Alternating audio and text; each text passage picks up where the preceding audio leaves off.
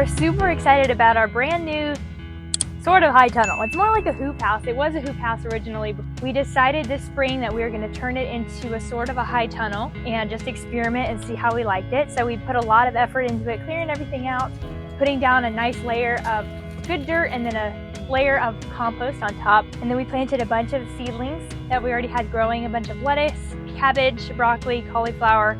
Everything is doing superb. We're so excited about the results. And this is our first time doing something like this, so we're trying to figure it all out, but we're loving it so far. What you doing this morning? Picking weeds? What kind of weeds are you picking? Around what? Around the bees, right? Thank you for helping. Oh, okay.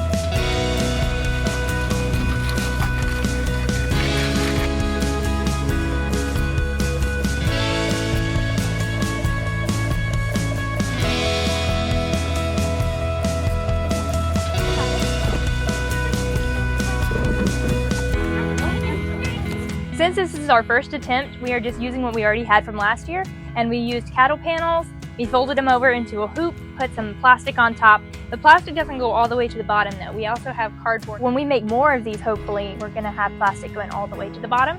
But this structure is very simple. We didn't invest a whole lot of money into this. It's put together fairly easily, held together with T-posts staked into the ground. We still hope to improve our design and practicality and functionality, hopefully, when we make more of these, but this is a first attempt and so far we're liking it pretty well and holding up super nicely. We haven't had any trouble with wind or anything, and it gets pretty windy here where we are.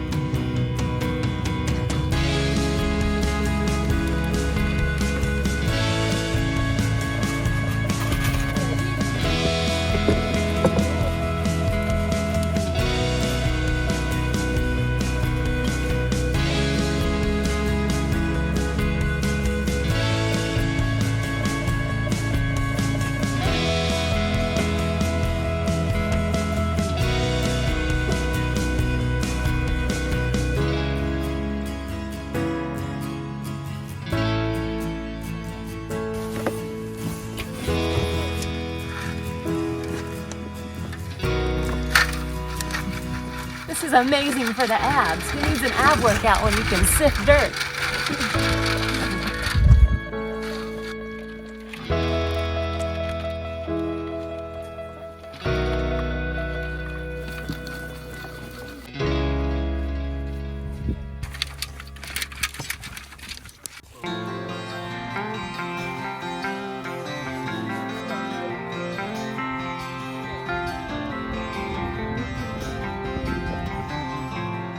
We like to put rabbit manure directly at the base of our plants.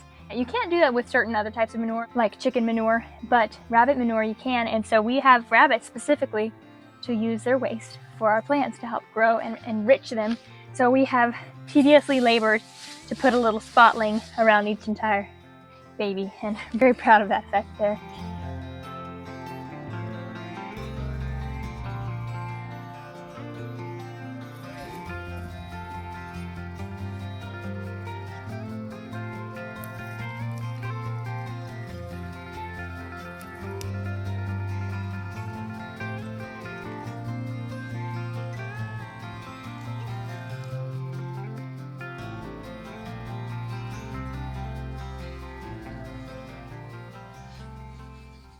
Look at this beautiful plant. This is burdock.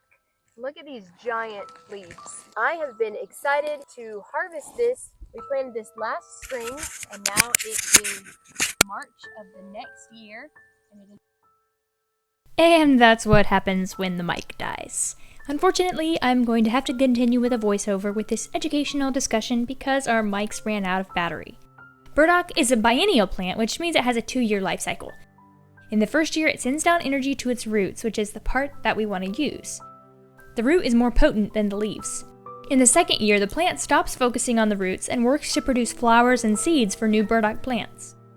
The best time to harvest the burdock root is in the fall of the first year or the spring of the second year before it starts flowering. For us, this is the spring of the second year, which is the perfect timing.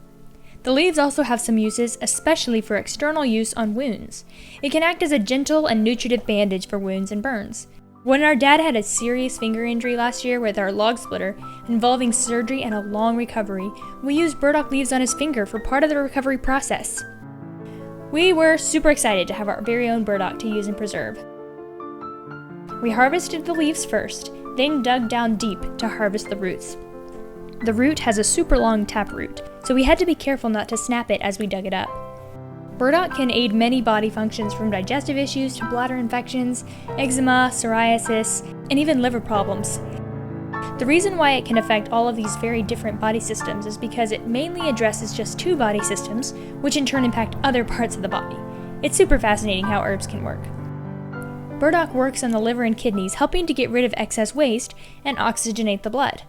Once excess waste is removed from the liver and kidneys, the body is free to work on those other body functions that are struggling, since it doesn't have to keep worrying about detoxing. Wow, Kat. Look at this harvest. We just finished digging it all up, and I'm super pleased because I feel like I got most of it. A couple of the side branches, like this one right here, that broke off, so there's still more in the side of the hole, but overall I got what we needed.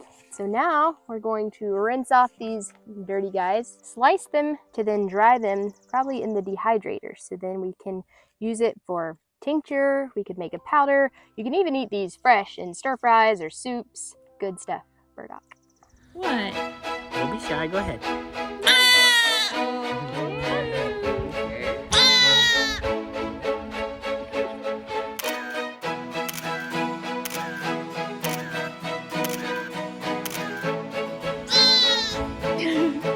She didn't like that.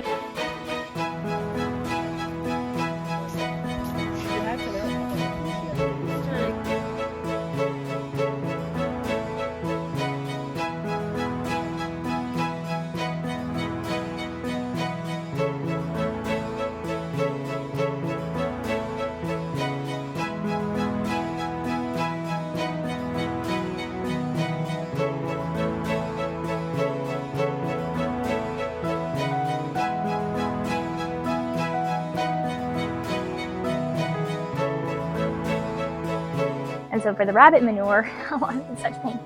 Ouch. Sorry.